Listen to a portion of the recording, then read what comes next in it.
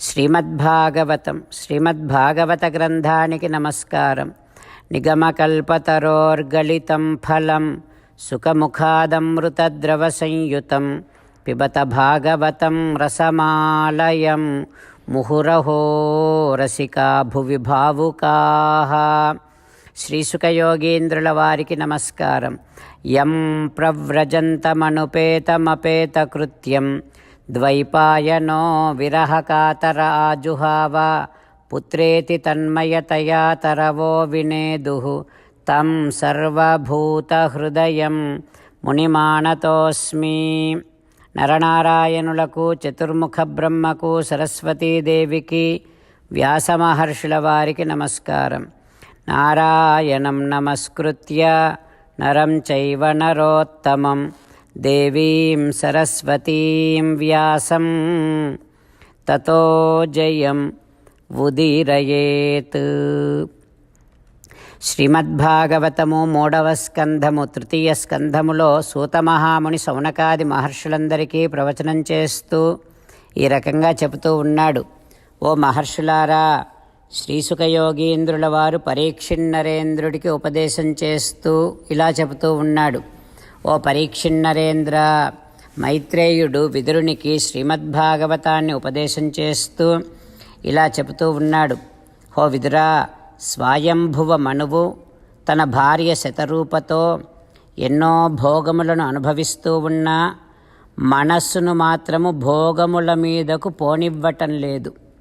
శ్రీమన్నారాయణుడినే సంతతము ధ్యానము చేస్తూ భగవంతుని యొక్క కథాశ్రవణము, కీర్తనము, ఆరాధనము చేస్తూ ఆ స్వయంభువ మనువు యుగానాం ఏకసప్తతిం 71 యుగములు కలిగిన మన్వంతరాన్ని పాలించాడు. హో విదురా, వాసుదేవ ప్రసంగేన పరిభూత గతిత్రయః.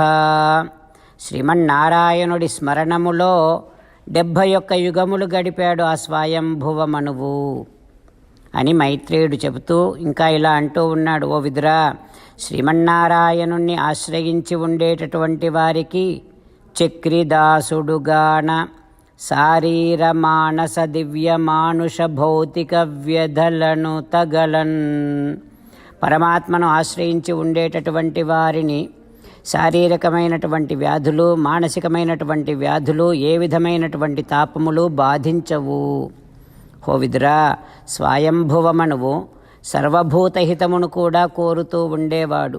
అంతేకాదు ప్రాహధర్మాన్ నానావిధాన్ శుభాన్, మానవులు ఆచరించవలసినటువంటి ధర్మములను ఉపదేశించాడు స్వయంభువ మనువు. ఆ స్వయంభువ మనువే ఆదిరాజు, అంటే మొదటి రాజు.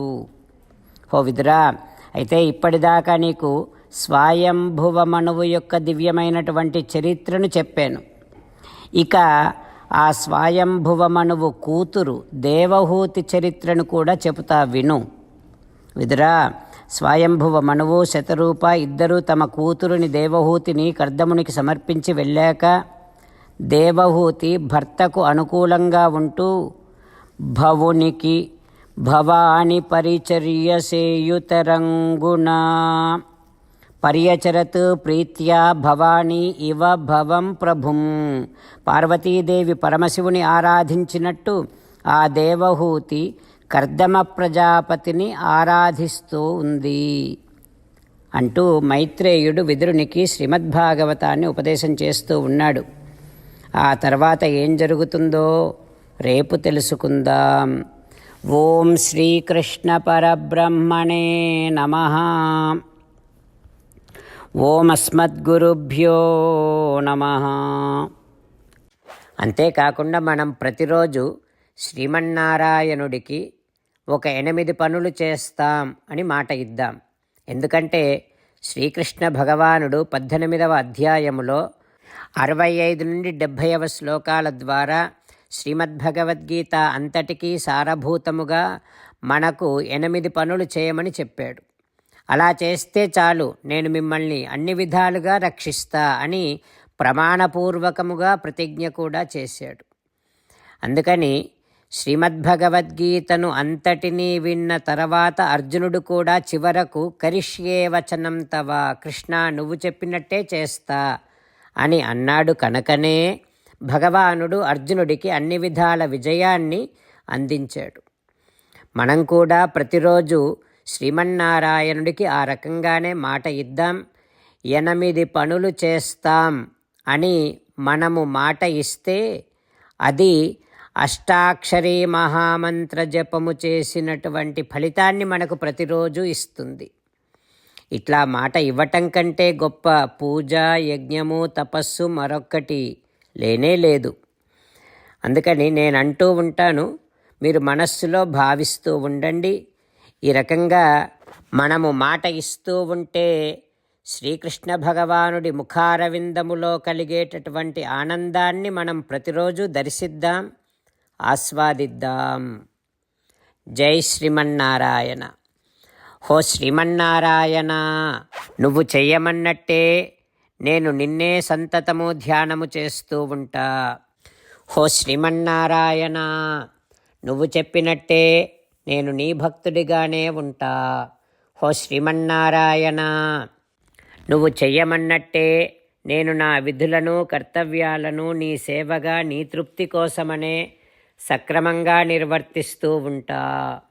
హో శ్రీమన్నారాయణ, నువ్వు చెప్పినట్టే నేను నీవాడిని అనే మహావిశ్వాసముతో నీకే నమస్కరిస్తూ ఉంటా.